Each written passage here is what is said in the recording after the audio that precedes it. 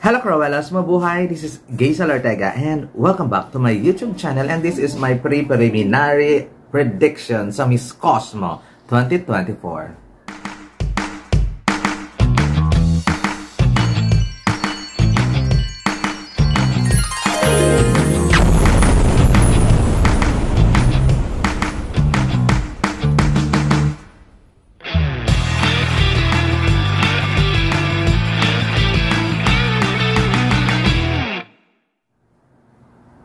Hello guys! Siyempre, good morning, good afternoon, good evening, anumang oras kayo nanonood sa akin ngayon. At ito ang aking preliminary prediction sa Miss Cosmo. Bago ang prelims nila, may prediction tayo kung sino nga ba para sa akin ang kakabog. Top 20 ang aking babanggitin, pero top 10 lang yung aking pag-uusapan.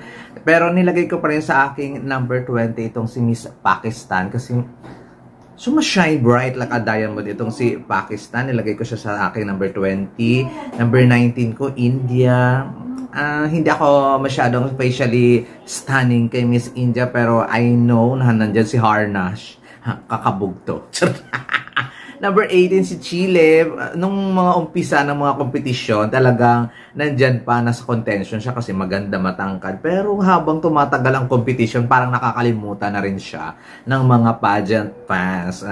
Isa sa mga powerful dito sa Miss Cosmo. Number 17, Nigeria. Kahit late itong girl na to, pero doon sa National Costume Competition, kumabog naman siya ng bere-bere like. Pero tingnan natin kung aabot nga ba siya as a semi-finalist dito sa Miss Cosmo. Number 16 ko, si Brazil. Si Brazil, simula nung headshot, glam shot challenge nila or glam shot photos, napansin ko siya. So, hindi ko pa siya napapansin to sa moment ng National Costume Competition at yung mga iba pang mga events nila. Pero, napansin ko yung ganda niya. I think, wag tayong magpatulog-tulog dito kay Miss Brazil. Number 15 na sa aking listahan, Netherlands.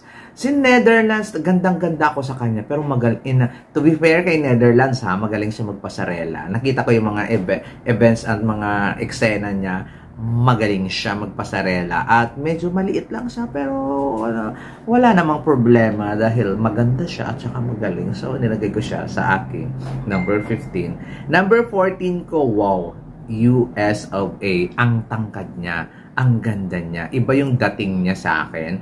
I don't know kung doon sa personal ba or sa organization ay kumakabog ito, pero iba, parang iba yung hilat siya ng pagbumukha nito. Mukhang kakabog siya ng bonggang-bongga si Miss USA. My number 13 sa aking listahan, Honduras. Isa to sa pinakamagagandang girl dito sa competition, si Miss Honduras. Nilagay ko lang siya sa aking number 12 kasi naliliitan ako sa kanya. Mas maliit pa siya kay Frankie Russell, I think. Naliliitan ako sa kanya, pero mukha namang kakabog kasi ang ganda nga niya. Mapapansin talaga yung kanyang beauty. My number 12 sa aking listahan, Indonesia. Alam naman natin na isa to sa mga malakas when it comes sa fan base, diba? Pero nilagay ko lang siya sa aking number 12. Hindi ako masyadong nagagandahan sa kanya. Maganda siya doon sa kanyang glam shot photo, pero doon lang. Pero sa ibang aspeto, wali. Charot lang. Pero malakas siya kasi hinahype siya ng mga Indonesian. Pero nilagay ko pa rin siya sa akin number 12. Ibig sabihin, nasa contention pa rin talaga siya when it comes talaga dito sa beauty pageant, sa Miss Cosmo. My number 11 sa aking listahan, Tanzania. Alam naman natin yung Tanzania. Okay lang naman siya. Performance-wise. Tapos, medyo siya ang medyo kalaban ni Atisa when it comes sa People's Choice Award. When it comes dyan talaga, si Tanzania yung kalaban ni Atisa sa ganyang award. So, possible na makakapasok din siya kasi nagbigay talaga siya ng bonggang-bonggang pera. Charot lang. So, kumbaga, knowing Tanzania, hindi naman sila pageant country, pero bakit ganyan kadami yung votes niya sa People's Choice? So, i-consider na natin yung pagbagsak niya ng napakalaking pera dito sa Miss Cosmo. There you go! At ngayon, papasok na ako sa aking top 10. Ito talaga yung ating pag-uusapan, ang aking top 10. Number 10 sa aking listahan, Mexico. Kung kasi Mexico, hindi man siya ang top priority manalo dito, pero kumakabog, eksena, maganda, kabugera, lahat, nakikitaan mo siya ng performance level, hindi lang pinapansin ng mga fans kasi iba ang gusto. Kasi meron kasi mga kandidata na magaling din naman talaga, maganda din, kanya lang hindi pinapansin kasi mga ibang favorite yung mga fans. Kumbaga hindi siya yung top favorite tong si Mexico. My number 9 sa aking listahan, Cambodia. Cambodia, sa totoo lang, isa to sa hinahype ng mga Cambodian din. At saka mga pageant fans na baka sakaling makuha niya. At saka sa mga botohan talagang bumibida talaga itong si Cambodia. Pero sa personal kasi at saka sa ibang mga video niya, hindi ako facially attracted sa beauty niya na meron siya. But kumakabog kasi siya performance level din kasi siya. Kaya hindi ko talaga siya dinidiscredit dito sa top 10. Nilagay ko siya sa aking number 9, Cambodia. My number 8 sa aking listahan, the Dominican Republic. Ang tangkad, ang ganda ng kulay, beauty queen, ang ganda ng ano ba yun? Ang ganda ng forma, ang ganda ng tindig, o mga ganon. Napaka, hindi lang talaga, same as Mexico, hindi pinag-uusapan ng mga pageant fans kasi nakapokus lang doon sa mga hinahype ng mga pageant fans. Pero, watch out,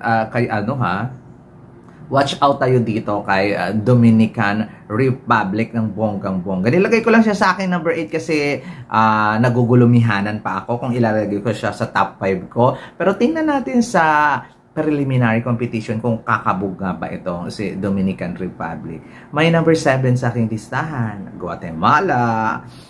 One of the best face dito sa sa competition. Maganda, magaling sa performance. Talagang ang lakas ng dating.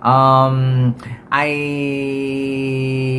doubt lang sa preliminary kung same as mga Latina. Siyempre Latina itong si Guatemala. Kung makikipagbardagulan ba ito sa stage. Yun ang inaabangan ko. Kung makikipagbardagulan siya, automatic top 5 siya sa akin. Kasi facially beautiful. Doon lang yung ako nag-aantay sa mga pa-eksena niya when it comes talaga sa performance niya sa stage. Ayun. My number 6 sa aking listahan, Peru. Si Peru walang pumapansin. Pero ang ganda-ganda niya, lalong-lalo na pag gumiti siya.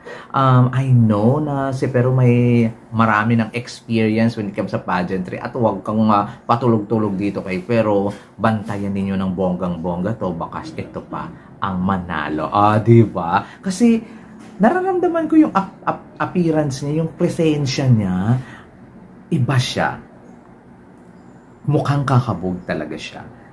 Mukhang kakabog ng bonggang-bongga. Ayun, papasok na tayo sa aking top 5. Ito ang aking top 5 preliminary prediction sa Miss Cosmo 2024. My number 5 sa aking listahan, New Zealand, Frankie Russell.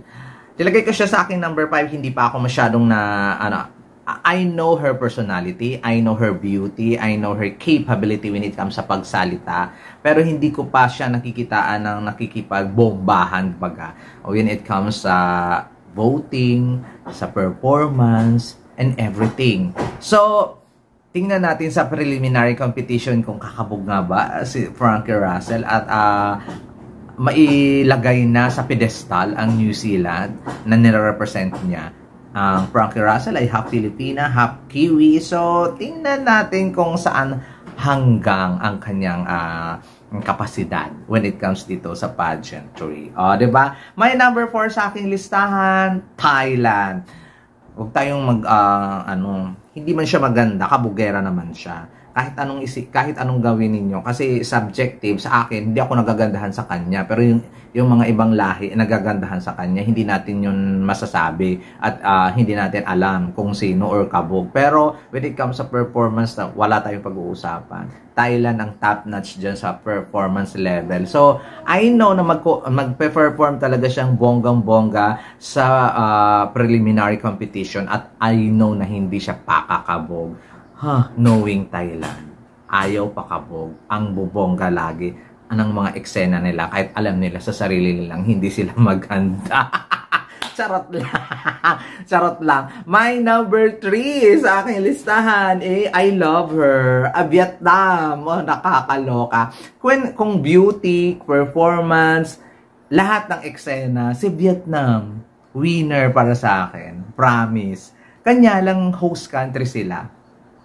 Nagdadalawang isip, ibibigay mo sa kanya. First ever edition ng Miss Cosmo, Vietnam agad nanalo, luto, cooking show, mga ganun yan. Pero, hindi ko yan masasabing luto, cooking show, kasi nakikita mo sa galawan, nakikita mo sa performance, nakikita mo sa lahat ng mga ginagawa niya na isa siya talaga sa malalakas dito sa competition. Talagang makikipagbardagulan ng lola mo kahit alam niyang wala siyang chance manalo. Parang ganon, pero nilalaban niya, hindi niya ipinapahiya yung bansa niyang Vietnam dahil nakikipagbardagulan ng lola mo. Kaya, I love her. So beautiful, Miss Vietnam.